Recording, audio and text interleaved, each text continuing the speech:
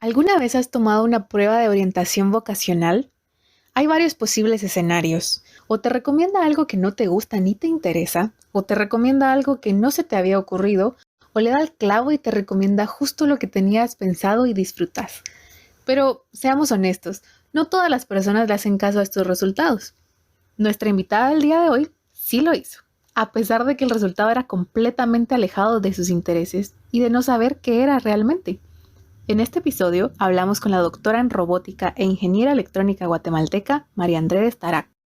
María André nos comparte la historia detrás de lo que la llevó a hacerse esa prueba y estudiar ingeniería electrónica a pesar de su fuerte inclinación hacia el área humanística, y cómo fue el momento en el que encontró un propósito mayor que hoy en día le permite contribuir al campo de la medicina humana a través de la ingeniería. Sueños en grande, trabajo duro, pasiones que nos definen, conversaciones enriquecedoras y muchos, muchos robots. Empecemos. Hola, somos Diane, Kat y Rana, tres científicas guatemaltecas convencidas que las carreras en STEM son para todos, no solo para aquellos a los que les va bien en mate. Y todos nos beneficiamos de ellas a diario y te lo vamos a demostrar. Bienvenidos a Epistemas. Bueno, buenas noches María André, bienvenida a Epistemas, muchas gracias por aceptar nuestra invitación. Nos gusta empezar todos nuestros episodios con la misma pregunta, que es ¿quién eres tú? ¿Quién es María André de Starac? Bueno, me considero una persona muy curiosa, creo que eso es lo primero que me define, y esa curiosidad me ha llevado a explorar diferentes áreas del conocimiento de la vida, ¿no?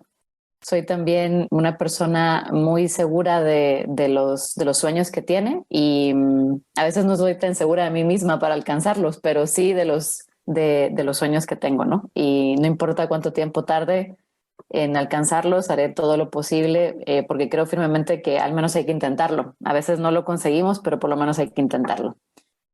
También me considero una persona perseverante. Me gusta mucho, bueno, obviamente mi trabajo, me apasiona mucho lo que hago, pero también le dedico mucho tiempo a mis pasatiempos. Y pues esto unido a lo que decía de la curiosidad me lleva a explorar, por ejemplo, la egiptología, que bueno, hay cosas aquí atrás de mí dedicadas a la egiptología. Desde muy niña me he dedicado a leer y a estudiar mucho del arte egipcio principalmente. Y desde que vivo en España, pues voy regularmente a clases de egiptología, tengo bastante contacto con arqueólogos que están haciendo excavaciones ahí. Otro de mis pasatiempos es la novela, o sea, leer, escribir, me gusta mucho. Quizás algún día escriba algún libro, no lo sé, es otro de mis sueños. Me gusta mucho la arquitectura, por ejemplo, soy una apasionada de ir por las ciudades europeas y ver hacia arriba y quedarme con la boca abierta de los edificios o de algo que me llame la atención. Me gusta mucho el arte y aquí pues obviamente en España y afortunadamente en Madrid, que es donde vivo, hay pues museos muy importantes y participo también activamente con ellos, o sea, de alguna manera hay una colaboración y yo asisto regularmente ahí. Y lo otro que me gusta mucho es pasar tiempo con la gente que me importa, principalmente porque me gusta estar con gente que no solamente me hace sentir bien, sino que me habla de otros temas muy distintos a lo que yo hago, ¿no? Y para mí la curiosidad, pues, evidentemente me lleva a buscar personas que hacen cosas muy distintas a mí. Así que bueno, creo que esa soy yo, si me tengo que definir. Eh, Soy un poco desconfiada cuando empiezo a tener a una amistad o cuando me presentan a alguien, pero una vez empezamos a hablar, pues soy muy preguntona, eso sí, soy muy preguntona. Rápido se van cayendo esos muros que quizás formo a mi alrededor y pues puede surgir una amistad, definitivamente, pero de naturaleza soy muy desconfiada. No sé por qué soy así, pero bueno, es otra de las cosas que me caracteriza y hablo hasta con las piedras. O sea, si me tengo que quedar sentada y veo que alguien está ahí, que le pregunto cosas, ¿no? Y algunos me dicen, no quiero hablar y ya está. Y otros se ponen a hablar y termina siendo una bonita amistad quizás, ¿no? O sea, que fuiste a caer bien también ahí a España, que también como nosotros en Guatemala, ¿no? Que nos gusta hablar con quien sea que esté al ladito. Sí, sí, bueno, yo creo que aquí tienen esa cualidad, pero por lo menos en las ciudades grandes también son como que hay mucha prisa siempre, ¿verdad? O sea, siempre hay poco tiempo, entonces depende del momento, ¿no? Hay momentos donde te das cuenta que la gente está pensando quizás en sus cosas, en lo que tiene que ir a hacer en el trabajo y te contestan así como muy cortante, ¿no? Entonces también he aprendido bueno, un poco observar qué es lo que está haciendo la otra persona antes de hablarle para no molestar. Y mencionaste todos estos intereses en la egiptología, arquitectura y distintos museos de arte. ¿Tú practicas algún tipo de arte, ya sea pintas o tocas algún instrumento? No, me hubiera encantado. Por ejemplo, de adolescente quería tocar el violín. Y de hecho mi mamá me regaló un violín, pero tuve que decidir entre ser la editora del periódico estudiantil del colegio donde estudié en Guatemala o las clases de violín. Y bueno, como me gusta escribir, dije, mejor voy a ser la editora del periódico, no me arrepiento, la verdad. Entonces, de arte, quizás lo único que hago es escribir. O sea, obviamente no he publicado nada, pero espero algún día poder hacerlo. No tengo tampoco nada así como bajo la manga que yo diga, mira, estoy hasta casi listo, pero sí que tengo alguna idea de lo que me gustaría escribir. Me gustan las novelas históricas, porque me gusta mucho la historia, entonces creo que iría por ahí. Obviamente ficción, pero basado digamos, momentos históricos que sí existieron, ¿no? Hechos históricos existentes. Y eso es lo que hago. Disfruto mucho de la música también, de escucharla, evidentemente. Creo que tocarla hubiera sido genial, pero no hubo tiempo de tanto. Nunca alcanza el tiempo para todo lo que uno quiere hacer, No, ¿eh? imposible. Pero qué bonito que seguís siempre como más allá de lo que haces profesionalmente, mencionaste ya colaborando con arqueólogos, con museos y aprendiendo de todo un poquito más allá de lo que uno hace, ¿no? Siempre es bueno, es bonito que a uno le encante lo que hace, pero también ir ampliando los horizontes. Sí, yo creo que es importante un equilibrio, ¿no? Y a veces, no sé si porque vivimos ahora muy rápido, ¿no? Todo tiene que ser rapidísimo y escalar y como que la sociedad te empuja mucho a hacer cosas muy rápido, ¿no? Conseguir un trabajo, o sea, graduarte, conseguir un trabajo y después tratar como de ir subiendo en la jerarquía de tu trabajo. Y yo creo que nos olvidamos mucho de nosotros, ¿no? De las cosas que nos apasionan y que nos dan equilibrio. O sea, tú no eres solo lo que haces, ¿no? O sea, tu trabajo no te define, no es una sola parte de ti. Seguramente tienes muchas más cosas que hacer, que explorar y que dar, ¿no? Y bueno, por lo menos mis pasiones o mis pasatiempos llevan conmigo toda la vida. O sea, la egiptología, si le preguntas a mi mamá, te dirá que a veces se me queda viendo así extrañada porque me decía, ¿qué quieres de regalo? Y yo vi un libro de Egipto y yo tenía 10 años y me dice, ¿por qué no me pedís algo normal de tu edad? Pero yo quería un libro de Egipto. Entonces son pasiones que llevan conmigo toda la vida, me definen también, ¿no? Porque para mí no concibo mi vida sin esos pasatiempos, es una parte de mí importante que yo trato de cultivar y dedico también mucho tiempo a leer porque para mí es importante, me distrae, realmente lo disfruto, también disfruto lo que decía, ¿no? Dar un paseo en Madrid que hay tanta arquitectura, o sea, cada vez que a veces me pierdo entre las calles simplemente por disfrutar de edificios que quizás no había visto o que no me había fijado en algo, ¿no? Entonces es importante ese equilibrio, ¿no? Entre lo que haces y lo que a ti te apasiona. Y yo creo que eso te hace también sentirte más a gusto. Llegas más motivado también a tu trabajo. Y creo yo que también no sientes que tu vida es solo trabajar, ¿no? Eso también es importante y es un consejo que le doy a quienes nos están escuchando. Creo que siempre se puede hacer tiempo para todo, pero principalmente para uno mismo, ¿no? Al final hay una frase que dice, yo estoy bien, tú estás bien, y cuando tú estás bien, todo tu entorno lo percibe, ¿no? Entonces, el cuidarse a uno mismo es muy importante también, y en todo sentido, o sea, no solo en lo que te apasiona, sino ya estoy hablando también de cuestiones físicas, de comer bien, de hacer ejercicio, etcétera, para tener un bienestar, ¿no? Sí, todo eso, a mí me gusta que se está hablando cada vez más y más de la importancia de la salud mental y cómo todo lo que acabas de mencionar juega un papel en eso, ¿no? No es solo una cosa, una parte del cuerpo aislada, sino todo lo que nos hace ser personas, ¿no? Qué bonito, Sí, qué bonitos es consejos, la importante. verdad. Bueno, con todos estos intereses y que desde niña estabas pidiendo todo esto que todavía te interesa y todavía perseguís, ¿Siempre supiste que ibas a estudiar lo que estudiaste o en algún momento quisiste hacer algo más, arqueología o algo? ¿Cómo fue esa decisión para ti? Bueno, diría que fue fortuita, es decir, yo no lo esperaba, tanto yo como mi familia, ¿no? Eh, estaban, Estábamos todos seguros que yo iba a escoger una carrera humanística, porque la mayor parte de mis gustos son en esa área, ¿no?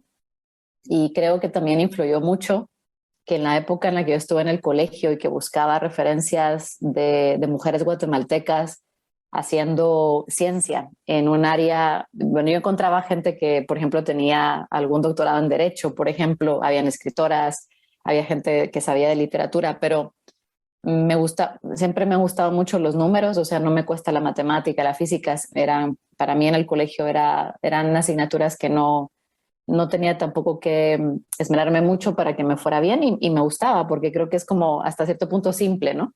Por lo menos yo lo he visto así y quería aprovechar esa parte de mí, o sea, ese razonamiento, ¿no? Más analítico, pero no encontraba referencias de mujeres guatemaltecas que estuvieran haciendo otro tipo de trabajos más aplicados, ¿no? En ingeniería, quizás, que era una de las ramas. En algún momento se me cruzó ser ingeniera química. Entonces, yo optaba siempre que me preguntaban, decía algo humanístico, ¿no? Que iba a estudiar letras, que iba, de repente decía que psicología o historia del arte, ¿no?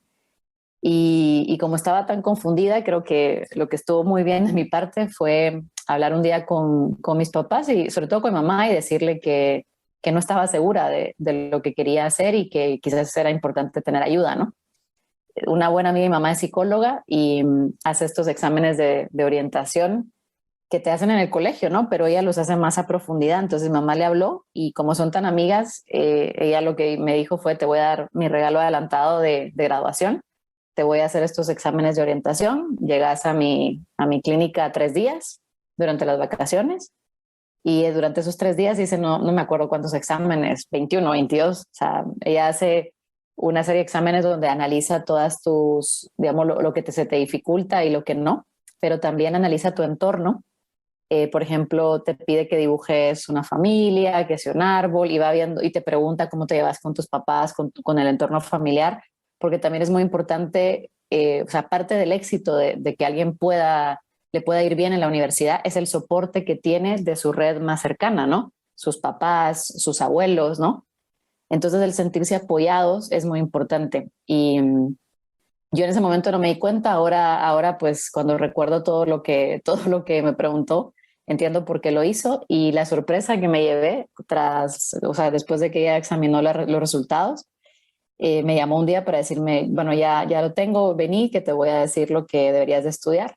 Y me dijo ingeniería electrónica. Y yo me acuerdo que o sea, me le quedé bien, me imagino mi cara, o sea, le digo, no tengo ni idea qué es eso, o sea, no sé ni qué es, ni en dónde se estudia, ni qué puedo hacer. ¿Y eso cómo se come? Sí, de hecho eso fue lo que le dije, eso fue cómo se come, ¿no? Entonces se rió y me estuvo explicando, ¿no? Yo no lo veía, sinceramente, o sea, en lugar de ayudarme, en ese momento salí muy confundida, sinceramente, tras esa reunión y ella me dijo, simplemente dale una oportunidad, es decir, ve a una universidad, me dijo cuáles universidades de Guatemala le ofrecían, me recomendó que fuera la del Valle, justamente porque soy muy curiosa y porque consideraba que ahí podían ayudarme, ¿no? A explotar ese gusto por la ciencia, ¿no? Una de las cosas de las preguntas, digamos, muy buenas era que a quién admiraba yo, ¿no? En diferentes ámbitos, ¿no? Y en el área de ciencia, yo le dije que Marie Curie y que Ada Lovelace, ¿no? Y me dice, no, pero no admiras a alguien, a un científico o científica de tu época, o sea, alguien que viva, ¿no? Y que esté de aquí a Guatemala. Y me le quedé viendo y le dije, es que no conozco a nadie, o sea, y que muy triste eso, ¿no? O sea, en ese momento fue como muy triste no poderle decir, no poder nombrar a nadie, ¿no? Afortunadamente eso ha cambiado ahora, ¿no? Y ahora encuentras muchísimos casos de científicos y científicas guatemaltecas y guatemaltecos que están haciendo cosas increíbles alrededor del mundo, pero imagínate que yo no tenía, también el Internet no era, o sea, no tenías tanto acceso al Internet como ahora, entonces también era más difícil enterarte de las cosas. Y bueno, total que me recomendó ingeniería electrónica fui a la del Valle a preguntar, de nuevo, ¿no? El ser tan preguntona, me acuerdo que me esperé a que salieran de clase los alumnos de cuarto año, les pregunté, eh, alguno explicó en palabras sencillas, los demás con sus palabras así todas rebuscadas, así que tampoco estaba no tenía tan claro lo que iba a hacer, pero dije, bueno, es una profesional y no es la primera vez que ella hace esto, entonces algo vio en mí para que, o sea, los exámenes que me hizo, pues definitivamente tendrán una base para decir que eso es lo que debería estudiar, voy a darle una oportunidad. Y fue difícil los primeros años porque me hacía falta la parte humanística, entonces era muy chistoso porque en lugar de como mis compañeros, ¿verdad? En su tiempo libre, antes, no sé si, yo creo que la del Valle ha cambiado eso, pero en mi época a veces te quedaban tramos de tiempo, o sea, grandes, 2 horas sin nada, ¿no? Y entonces mis compañeros se iban que sea a jugar fútbol, que sea a tomarse algo por ahí. Y en lugar de eso yo me asignaba cursos libres y adivina de qué, ¿no? O sea, letras, raíces griegas, historia del arte. Entonces no paraba, o sea, estaba siempre con esos temas y bueno, creo que eso ayudó a equilibrar un poco porque yo en el tercer año estaba ya muy desesperada, sentía que eso no era para mí, pero también soy muy necia, ¿no? Y digo, ya empecé, mejor termino, ¿no? Y creo que fue muy, muy bueno porque lo mejor estaba por venir y el último año de la carrera fue para mí, digamos, fue un antes y un después bueno, tal vez ya me estoy adelantando, pero bueno, porque estaba buscando tema de la tesis de licenciatura y ahí fue cuando descubrí todo lo que la ingeniería podía resolverle a la medicina y entonces ya ahí las cosas cambiaron totalmente y descubrí lo que yo quería hacer el resto de mi vida. Cuando dijiste que le ibas a dar una oportunidad a la ingeniería, imaginé que algo iba a ir ahí como que te cambiaste a una humanística y luego volviste o algo así, pero que para que hasta el último año hayas tenido este cambio de, bueno, sí, aquí encontraste algo nuevo, de lo que ya vamos a hablar, que aguante, ¿no? Porque son bastantes años en algo que no estaba 100% segura.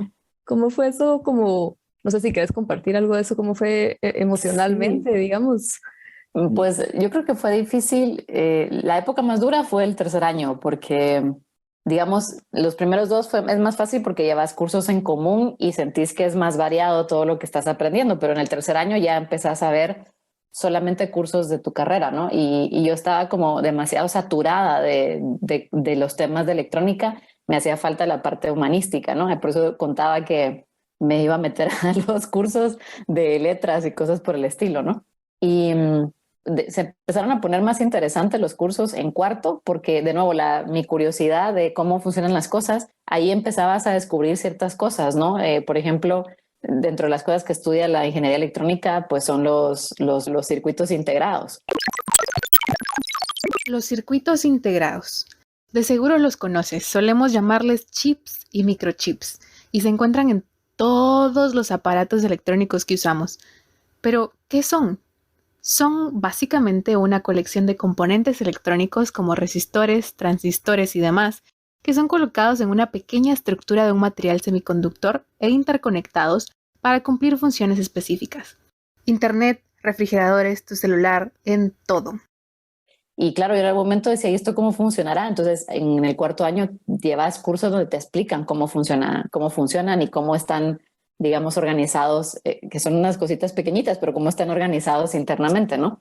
Y entonces eso me tuvo muy entretenida durante el cuarto año. El quinto fue más difícil porque ya son cursos mucho más aplicados y yo seguía sin ver cómo la electrónica podía llenarme, ¿no? O sea, cómo podía hacer cosas que a mí me apasionaran. Pero ya estando en quinto año, o sea, decís tú, bueno, ya, o sea, no me queda nada, mejor termino. No sé si ese título lo voy a usar para algo, pero ya termino, ¿verdad?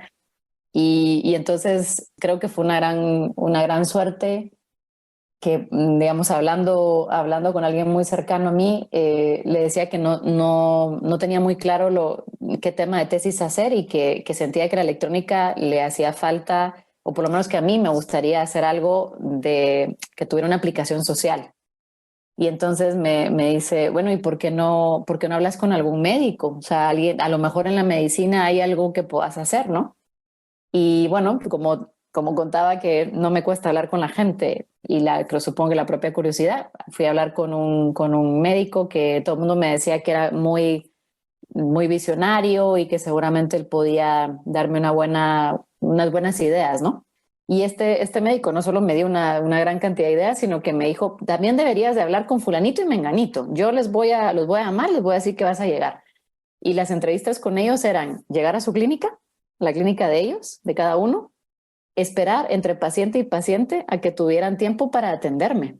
O sea, yo hubo días que pasé ahí 3 horas con mis libros, ¿verdad? Porque ¿qué ibas a hacer? Hasta que ellos pudieran recibirme, ¿no?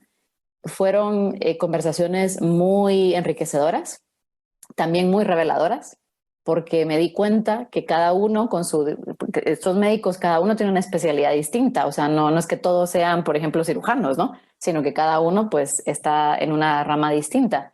Y me llamaba mucho la atención que rápidamente decían, ingeniería electrónica, pero entonces mire, nos hace falta esto, y era una lista. O sea, yo al final me acuerdo que cuando llegué con mi director de departamento y le digo, traigo ideas para mi tesis de licenciatura, y me dice, sí, a ver, cuénteme. No, pero tiene tiempo.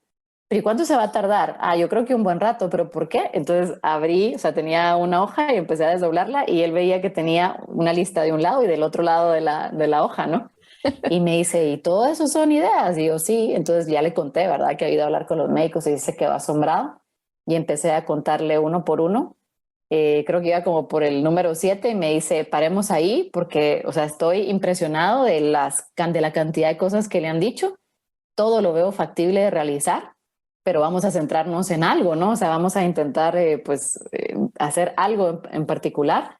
Y bueno, esa lista fue muy valiosa porque de ahí derivaron varios proyectos que la del Valle desarrolló, y yo estuve coordinando esos proyectos después, ya graduada. Y ese pues fue digamos, mi estreno, ¿no?, en el mundo de la medicina. Mi tesis fue obviamente de uno de esos proyectos. Contamos pues con la colaboración de varios médicos, y siempre les agradeceré que llegaron a todas las reuniones a los que los convocamos, e incluso el día de mi defensa, digamos, o el día que yo presenté la tesis, llegaron a felicitarme. O sea, fue muy bonito, la verdad. Yo creo que hicimos una relación muy estrecha, y todos ellos me decían que nadie, o sea, nunca nadie de ingeniería se les había acercado para preguntarles qué proyectos podrían hacer, y que realmente había mucho que hacer en ese campo, ¿no? Entonces fue todo, yo creo que nos abrió los ojos no solo a mí, sino que en particular el departamento de electrónica en la del Valle, y después a la universidad. Y de ahí pues empezó una serie de proyectos que fueron muy importantes no solamente para UVG, para mí también, y que fueron muy mediáticos. Es decir, que hubo mucha atención de parte de la prensa, de los periodistas, porque se estaban haciendo cosas distintas, ¿no? En Guate no se oía nada de prótesis electrónicas. Bueno, pues estábamos haciendo prótesis electrónicas. No se escuchaba de sistemas de telepresencia en una sala de operaciones. Nosotros estábamos trabajando eso. A ver, un sistema de telepresencia es aquel que permite que un individuo se transporte de un espacio físico a otro virtualmente. Es lo más cercano a teletransportarnos que tenemos hoy en día. Por ejemplo, en los pasados 2 años, debido a la actual pandemia, ha crecido el uso de robots en hospitales en distintas partes del mundo, lo que ha permitido que médicos y pacientes interactúen sin estar en contacto directo, reduciendo el riesgo de contagio y permitiendo realizar consultas remotas. Además, el uso de estos robots permite usar menos y de mejor forma ciertos insumos como cubrebocas y guantes, además de brindar atención a más pacientes. Entonces yo creo que fue muy interesante, y yo creo que de lo más valioso para mí en esa época fue descubrir cómo los propios estudiantes, porque yo siempre hacíamos estos proyectos, pero con estudiantes que estaban a punto de graduarse, y me sorprendía que a pesar de su juventud, siempre habían muy buenas ideas, y sobre todo un gran deseo de hacer algo interesante en el proyecto, y que ese proyecto pudiera servir a la sociedad, ¿no? Y sabemos que en Guate pues hay un montón de necesidades, ¿verdad? Así que fue una época que recuerdo con mucho cariño, y siempre estaré muy agradecida, evidentemente, con esos médicos, porque es que o sea, como que encendieron ahí la mecha, ¿no? Y de repente esto fue un gran fuego, digamos, ¿no? Muy interesante. Wow, qué bonita historia, y que cabal como resalta la importancia de la transdisciplinaridad y del hablar, el Exacto. perder un poquito el miedo o la timidez e ir hablando, ¿no? Pero qué bonito. ¿Y cómo fue para ti esa primera experiencia en algo, en la parte médica, que era la que tú no tenías tanto el trasfondo? ¿Cómo fue? ¿Cuáles fueron tus principales retos ahí en ese momento? Pues hasta el día de hoy sigue siendo un reto porque yo creo que eso es algo que no cambia con el paso del tiempo y es hablar el mismo idioma. Cuando tú hablas con un equipo médico, no importa qué especialidad tengan, pues evidentemente ellos tienen su lenguaje, ¿no? Para referirse a, pues, a las enfermedades o a los problemas que ellos tratan, ¿no? En ingeniería eso significa ciertas otras cosas, ¿no? Entonces es muy importante hablar el mismo idioma y para eso, pues una de las dos partes tiene que estudiar el lenguaje de la otra, ¿no? Y normalmente, pues esa tarea la he hecho yo. Entonces, creo que lo más difícil fue eso y después, a lo largo del tiempo, ha sido estudiar pues los diferentes, por ejemplo, si era un instrumento de medición médica, pues obviamente estudiar las señales que estamos capturando del cuerpo y qué significan, ¿no? Cómo lo interpretas y eso cómo le va a servir al médico, o sea, qué resultado le vas a dar al médico para que le sirva lo que tú estás midiendo.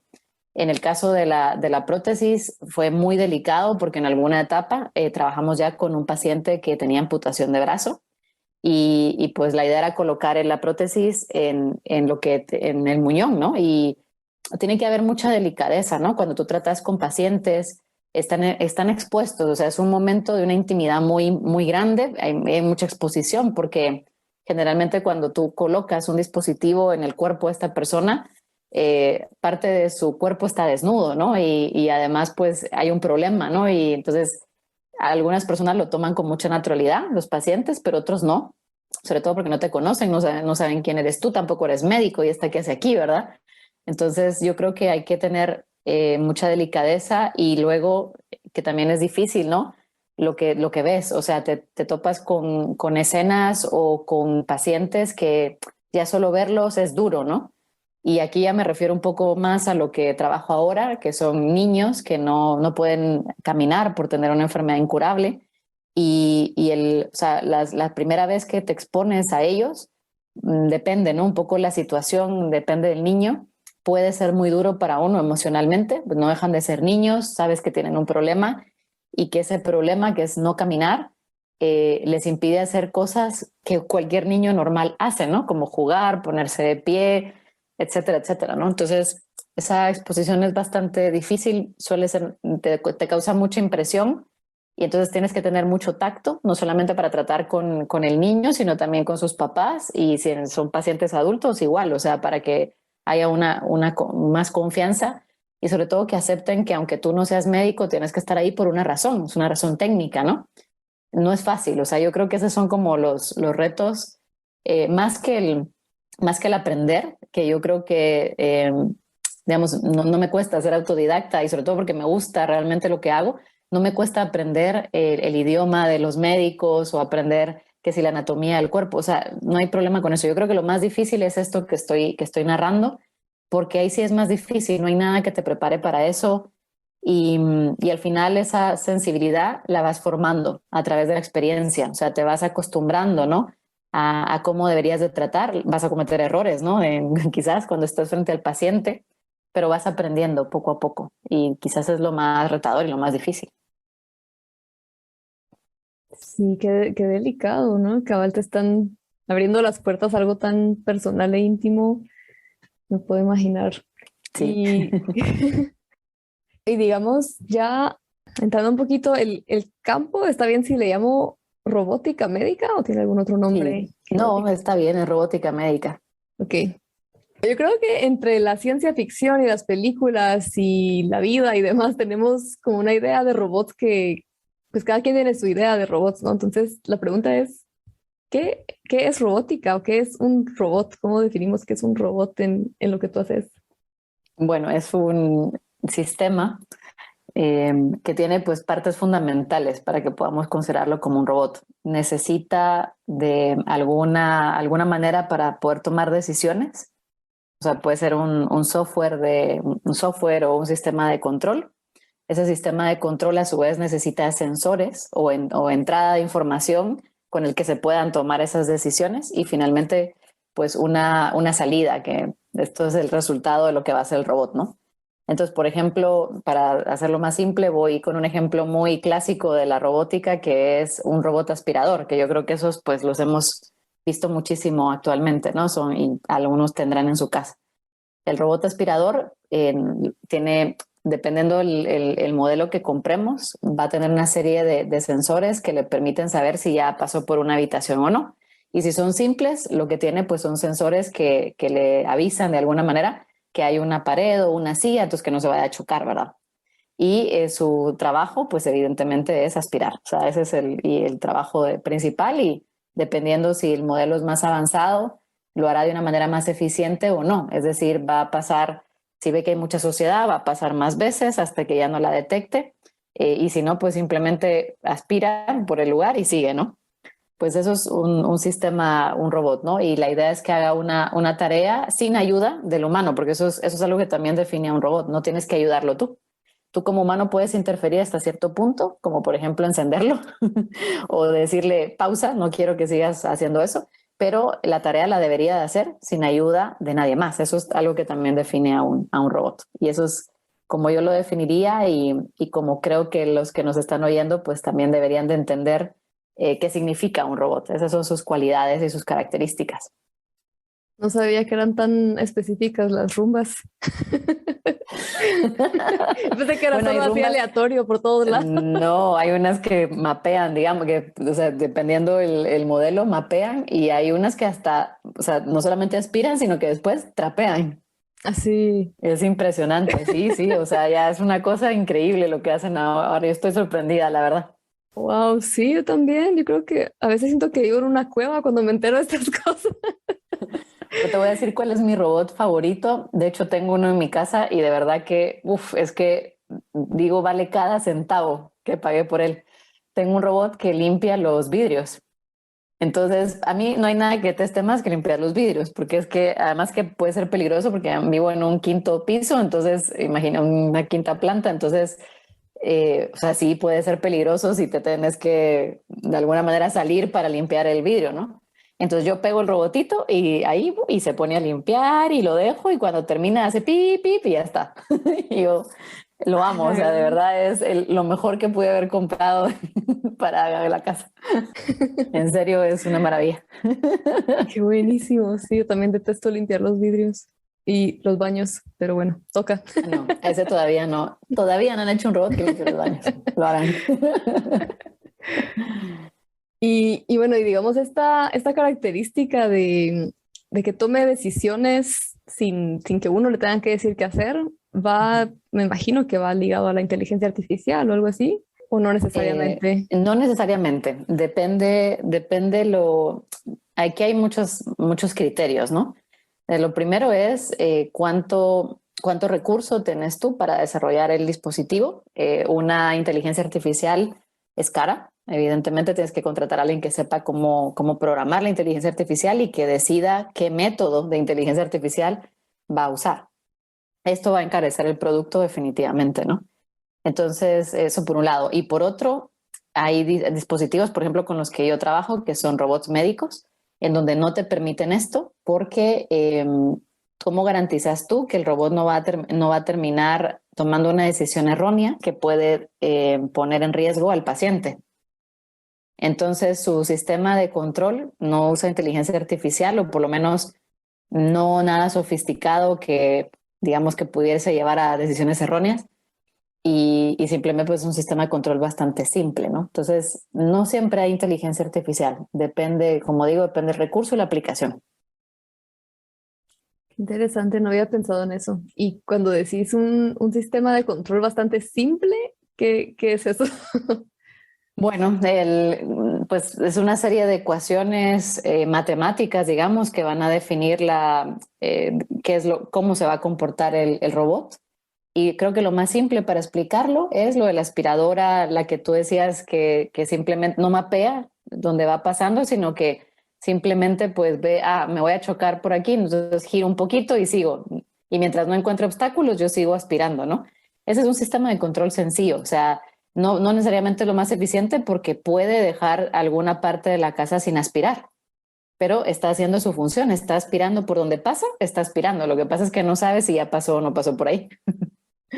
Entonces es bastante sencillo, no tiene muchos datos de entrada, digamos, es muy básico y por lo tanto su salida también es muy simple.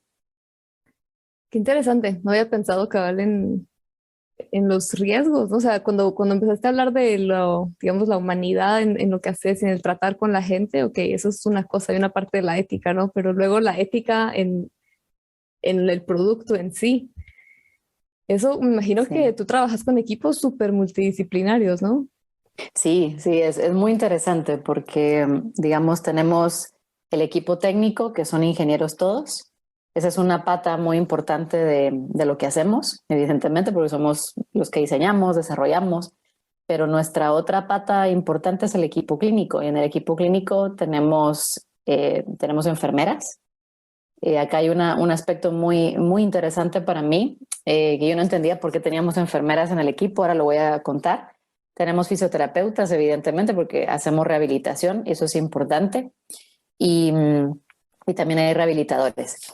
El tema de tener enfermera, bueno, es una enfermera la que tenemos en el equipo, a mí me ha cambiado mucho, digamos, el concepto de robótica médica, sobre todo cuando tratamos con gente que tiene un problema, o sea, puede ser una lesión, un accidente o una enfermedad que le impide caminar.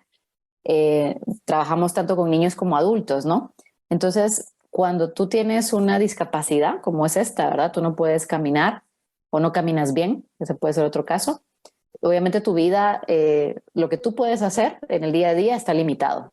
Y la enfermera, el rol que toma aquí es que ella constantemente nos está recordando que el dispositivo debe de ayudar al paciente a hacer tareas de la vida diaria, o sea, cosas sencillas como poder ir a la cocina de tu casa, por ejemplo, y abrir la refrigeradora y agarrar algo, como el que permita hacer tareas de autocuidado y eso ayuda a que la autoestima de la persona aumente, que se sienta más independiente, que no siempre necesite la ayuda de otra persona, ¿no? Entonces son temas que a mí ni se me habían cruzado por la mente, pero el hecho de tener a una enfermera que además su, digamos, formación o su expertise es en esa rama, en el autocuidado, ha sido muy interesante, la verdad. O sea, a mí me ha abierto otro mundo y por supuesto hay más humanidad en lo que hacemos gracias a esa visión tan particular que tiene ella, ¿no? Luego están los fisioterapeutas, que hay unos que son expertos en niños, otros expertos en adultos y cada uno aporta su propia visión y luego el equipo de ingeniería. Y acá pues tenemos ingenieros mecánicos, ingenieros biomédicos, ingenieros de software, electrónicos, ¿y qué más tenemos de ingenieros? Bueno, hay un ingeniero químico, pero porque ve procesos de calidad. Entonces, cada quien aporta, ¿no? Su visión es muy interesante y yo creo que para aplicaciones de tan alto impacto necesitas esos diferentes puntos de vista para hacer algo que no solamente lo vas a transferir a la sociedad, sino que lo vas a transferir a la sociedad con una alta calidad y con altos estándares también, ¿no? O sea, las expectativas son altas y tú quieres cumplir esas expectativas, ¿no? Y este es un campo que también ha como evolucionado rapidísimo, ¿no? En los años en los que tú has estado trabajando con él, ¿cómo lo has visto así desde adentro, desde si siendo la creadora de estos productos, cómo ha cambiado Yo esto? lo veo emocionadísima, o sea, para mí creo que tuve la gran suerte de haber nacido en el momento en el que nací, de haberme topado con estos problemas de no tengo referencias en este campo, pero bueno, se podrá hacer algo. Y el hecho de tocar puertas de los médicos a ver qué se podía hacer, descubrir que sí y empezar obviamente como te vas metiendo en el mundo, en este mundo de la ingeniería, digamos, médica, ¿no? Ya te empezás a enterar de lo que están haciendo en otras partes del mundo y te das cuenta que tampoco es que vayan súper avanzados, ¿no? Entonces descubrís, que para mí fue de las cosas más emocionantes, descubrí que ese matrimonio, le llamo yo, entre la ingeniería y la medicina ocurrió muy tarde en el tiempo, si es que no, si lo comparamos con otro tipo de simbiosis, ¿no? O de matrimonios que ha habido, ¿no? Entonces vemos un boom, como dices tú, porque ahora de repente hay muchísimas aplicaciones, ¿verdad?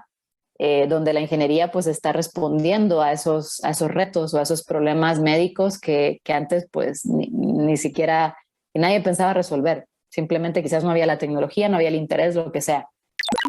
Pero, ¿qué tan rápido ha evolucionado esta rama realmente? Demos un pequeño viaje por el tiempo y de paso aprendamos del montón de aplicaciones de esta rama. En 1903, cuando Centroamérica se encontraba a media guerra del Totoposte y año en el que se publica la primera película de cine mudo que ya contaba una historia, William Einthoven ideó el primer electrocardiógrafo y midió los cambios eléctricos que sucedían con los latidos del corazón. De seguro no se imaginaba que tan solo 100 años después tendríamos aparatos portátiles que hacen esto y nos caben en la palma de la mano. Esto inició una era de medicina cardiovascular y técnicas de medición eléctrica. Para la década de 1930, los rayos X descubiertos por Wilhelm Conrad Röntgen a finales de los 1800 ya permitían la visualización de prácticamente todos los sistemas de órganos del cuerpo. De hecho, durante la Primera Guerra Mundial, Marie Curie utilizó rayos X para ayudar a los médicos a ver las balas y metrallas en los soldados heridos y así ayudar a removerlos más fácilmente. El desarrollo de bancos de sangre no era práctico hasta los 1930s, cuando la tecnología permitió mantener una refrigeración adecuada para ellos. Alrededor de los 50s, la microscopía electrónica abrió las puertas al estudio de pequeñas células. En los 90s, el proyecto del genoma humano incluyó productos como secuenciadores automáticos, robots que manejaban líquidos, software para creación y análisis de bases de datos. Muchas otras aplicaciones que hoy quizá damos por sentado han sido gracias a los avances en estas ramas. Escáneres que permiten la detección de tumores, dispositivos de telemetría para monitorear la actividad cardíaca, tomografías computarizadas y resonancias magnéticas, la reparación, restauración y regeneración de tejidos, órganos artificiales, edición genética, simulación de cirugías, diagnosis, monitoreo y terapia. Y muchas cosas más de las que les puedo seguir hablando. Como dice María André, el matrimonio entre la ingeniería y la medicina ha dado a luz a campos como la ingeniería biomédica, dentro del cual se encuentra la robótica médica. Y quién sabe qué más maravillas pueden surgir de colaboraciones transdisciplinarias que aún no hemos explorado. Por si quieres leer más, te dejamos algunos artículos y noticias en las notas del episodio. Entonces, que ahora haya ocurrido todo esto, me parece fascinante, que lo podamos vivir, que podamos comprobar cómo va evolucionando todo, me parece muy emocionante, pero ya formar parte de los protagonistas, digamos, o de los equipos que están haciendo realidad estas cosas, yo ya no sé cómo explicarlo, ¿no? Es mucha emoción, es gratitud, lo que siento, ¿no? Es satisfacción, evidentemente, también mucha responsabilidad, porque necesitamos más gente que pueda venir a apoyar estas creaciones, más gente de Latinoamérica también. Lamentablemente, pues estamos viendo cosas muy interesantes, pero que se están desarrollando en países desarrollados y los problemas son globales. Es decir, lo que yo trabajo, los problemas de discapacidad, niños que no pueden caminar, eso hay en Madrid, en Portugal, en Francia, en África, en América, o sea, es global. Entonces, si nosotros lo estamos resolviendo aquí, todo eso también debería de ser trasladado allá, porque allá también lo van a necesitar. Y ahí es donde por eso decía que me siento responsable también de intentar acercar esto, obviamente a mi país, pero también a la región, ¿no? Eso es algo importante, sobre todo porque sé que no hay mucho desarrollo en esto, que no hay mucha gente que trabaja, no hay muchos latinoamericanos trabajando en esto tampoco. Así que es una mezcla de emociones, pero creo que principalmente es asombro, emoción y gratitud de estar en el momento preciso, en el lugar adecuado y vivir esto en primera persona, ¿no? Yo creo que eso es lo que lo hace más interesante. Y tú desde hace ratos también estás siendo de estas personas que nos inspiran a otras mujeres en Guatemala a seguir carreras en STEM. Y volviendo pues hablando de esto que decís, ¿no? Que hay que ir, como lo estamos viendo ahorita con las vacunas, por ejemplo, ¿no? O sea, no, el problema está en todos lados y las vacunas están, la cosa es que lleguen a todos lados, ¿no? ¿Cómo ves tú la situación en Guatemala en este campo? Yo creo que hay retos todavía, evidentemente, ¿no? Y hay retos, creo que los principales son ganas hay de hacer proyectos. La del Valle sigue adelante haciendo proyectos médicos y ahora más desde que existe ingeniería biomédica, que eso me parece que va a apoyar muchísimo, ¿no? El desarrollo de este tipo de tecnología. pero sigue faltando algo, y eso no solo es en Guatemala, sino en general en Latinoamérica, que es el que muchos proyectos son muy interesantes, pero no dejan de ser prototipos que no tienen transferencia a la sociedad, es decir, no se convierten en productos que vayan al mercado y que por lo tanto pueda comprar un hospital o una familia, si fuera el caso, ¿no? Entonces ahí es donde nos sigue faltando no solamente conocimiento, sino también gente que guíe, ¿no? Esos pasos que hay que dar para llegar al mercado y a la sociedad, porque al final creo yo que el espíritu detrás de todo esto, ¿no? Quiero pensar, ¿no? Que cuando un grupo de estudiantes y un grupo de profesores que van a ser sus directores o sus tutores o sus mentores deciden participar en proyectos como este tipo e invertir tiempo, incluso recursos, dinero, etcétera, su intención no es solamente hacer algo que probar que funciona y ya está, y después guardarlo en un laboratorio y que se quede ahí guardando polvo o que se use solo para promocionar algo, ¿no?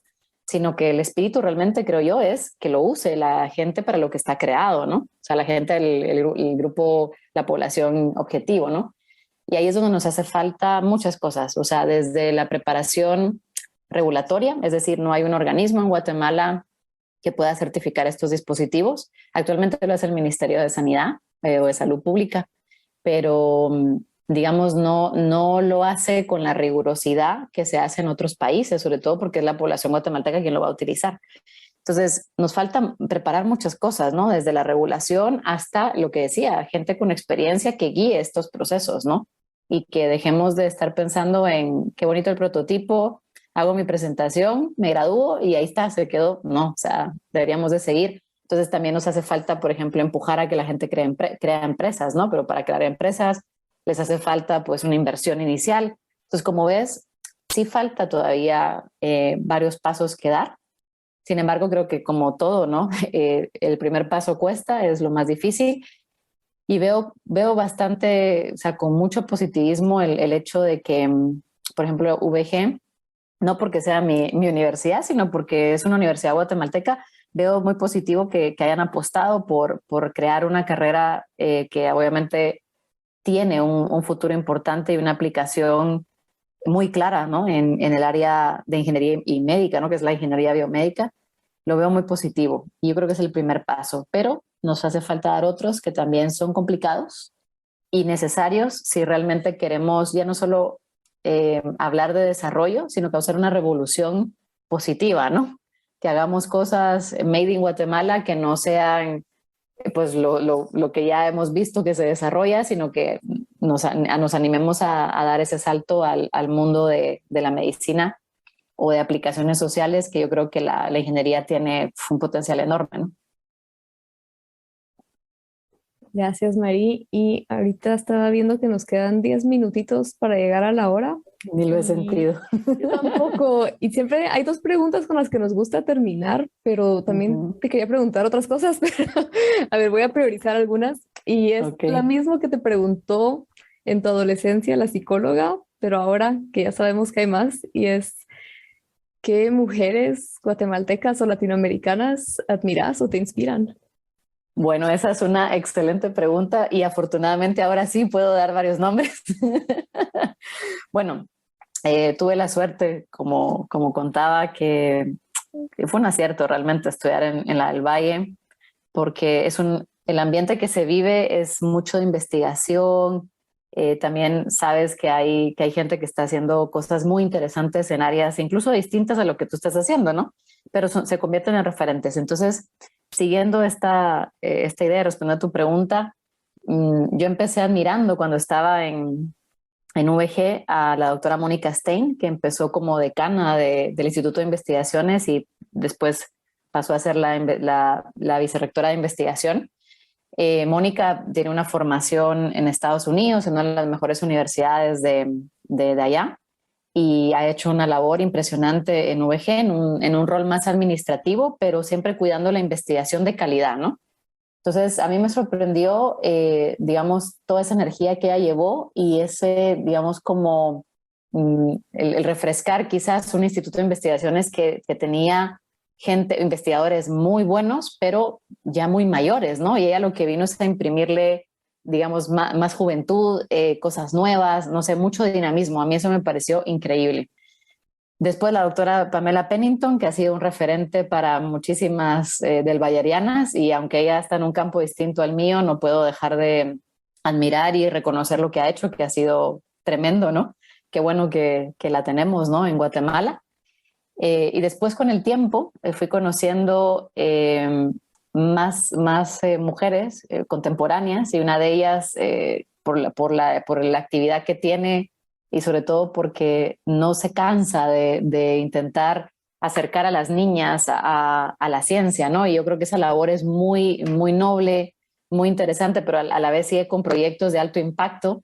Es la doctora Susana Rechea. Ella es de la San Carlos, es nanotecnóloga, es un doctorado en nanotecnología aquí en España.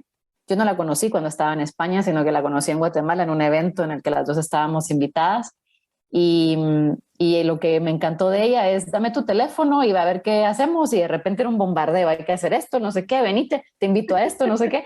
Era un bombardeo, ¿no? Y a mí me encantó, o sea, decía, esta mujer, pero qué energía tiene, ¿verdad? Y cada vez, o sea, veo que hace mil cosas, y todo, o sea, en todo va dejando una huella muy importante. Así que le tengo mucha admiración.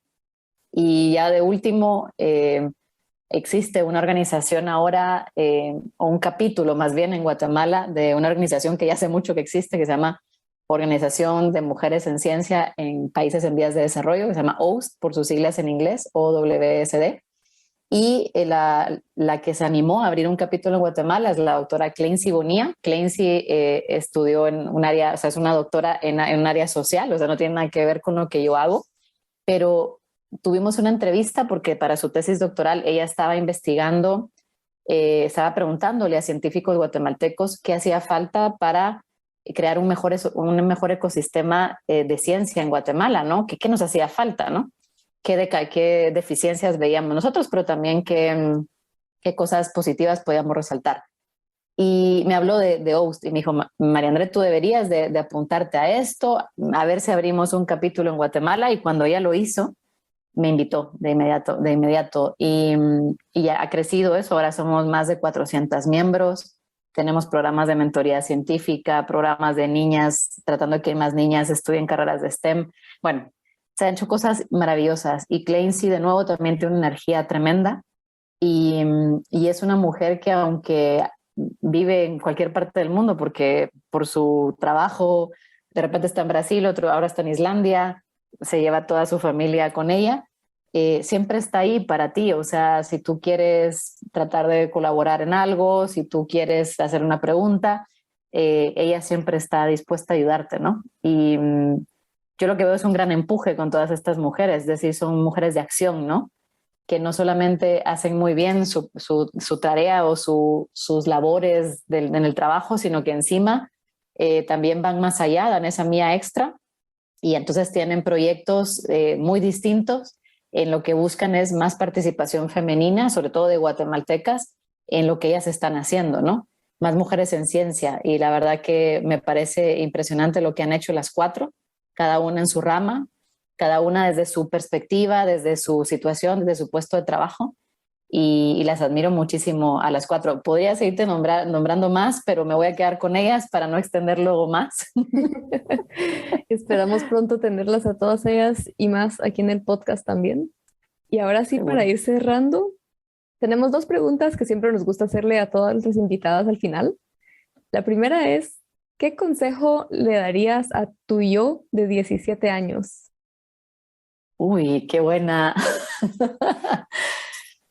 ¿Qué consejo le daría? Bueno, siempre, siempre, siempre luchar por tus sueños, no rendirse ante las adversidades. Y el otro consejo que le daría es déjate llevar un poco más, es decir, no trates de tener todo controlado, de pensar mil cosas, sino déjate llevar un poco más, y que el dejarte llevar también te lleve quizás a otras puertas o a otras ventanas que ni te imaginaste que podrías abrir. Y la última pregunta es, para ti, ¿qué pueden hacer hoy todos los guatemaltecos para apoyar el desarrollo de la ciencia en el país? Bueno, yo creo que hay cosas muy básicas que todos podemos hacer y es, primero, quitarnos estereotipos. No es que porque seamos de cierto colegio o porque seamos mujeres o porque vengamos de los departamentos, nos va a costar más, por ejemplo, las matemáticas o la parte numérica. O sea, eso no es así. O sea, yo creo que todos tenemos potencial y el que realmente quiera hacer algo lo va a lograr. O sea, simplemente es esforzarse, ¿no? Y yo creo que eso es muy, muy importante. ¿Y qué más? Los estereotipos sí es importante, los prejuicios también.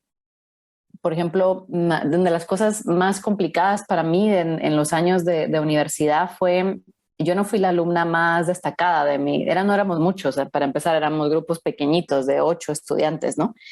Entonces, había mucha competencia muy fuerte por ver quién sacaba las mejores notas, ¿no? Y al final yo algo he descubierto con el paso del tiempo y es que no necesariamente el que saque las mejores notas es el que al final va a terminar destacando, ¿no? No es como que no es una fórmula de éxito, ¿no? Todo viene de adentro, es decir, de las ganas que tú tengas de hacer las cosas. Yo creo que cuando hay pasión se te va abriendo el camino y tú vas consiguiendo cómo lograr tu objetivo, ¿no? Entonces hay prejuicios que tenemos que son muy graves y eso no solamente son los propios compañeros, sino también los profesores o los maestros que te dicen, es que si no saca buenas notas, no le va a ir bien, no va a ser un buen profesional. No es cierto, o sea, tampoco pensemos, a ti te habrá pasado, a mí me pasaba, me ponía nerviosa en algunos exámenes y sacas una mala nota, pero eso no quiere decir que seas mal estudiante. O sea, porque saques una mala nota en un examen, no es que seas una mala estudiante. Entonces hay que quitarse esos prejuicios, ¿no? Que también nos afectan en este tipo de cosas, ¿no? Así que entre estereotipos y prejuicios, y lo último que agregaría sería no dudar de que podemos conseguir todo aquello que nos propongamos y la ciencia, aunque a veces parece tan lejana o tan difícil, en realidad no lo es, pero como todo, ¿no? Hay que tener muy, muy bien definido el camino y empezar, o sea, dar el primer paso y seguir pasito a pasito, día a día, y lo conseguiremos, o sea, llegaremos tan lejos como nos lo propongamos. Gracias, María André, por recordarnos que hay que soñar en grande, que siempre hay que estar abierto a las oportunidades que la vida nos presenta, aunque no tengamos claro el porqué, y a conversar y hacerle tiempo a nuestros pasatiempos. Y gracias a ti por acompañarnos en un episodio más de Epistemas. Si te gusta lo que hacemos, no olvides seguirnos en nuestras redes sociales y compartir el episodio. Sin más, hasta la próxima. Biosensores, instrumentación biomédica, terapia de rehabilitación, órganos artificiales, informática médica, imágenes médicas, instrumentos para diagnóstico, análisis de riesgos en dispositivos médicos, sistemas de telemetría. Les dije que podía seguir. Controles para administración de medicamentos, modelos de los sistemas fisiológicos del cuerpo humano, medicina en el deporte, nuevos materiales dentales, servicios de emergencia, etc.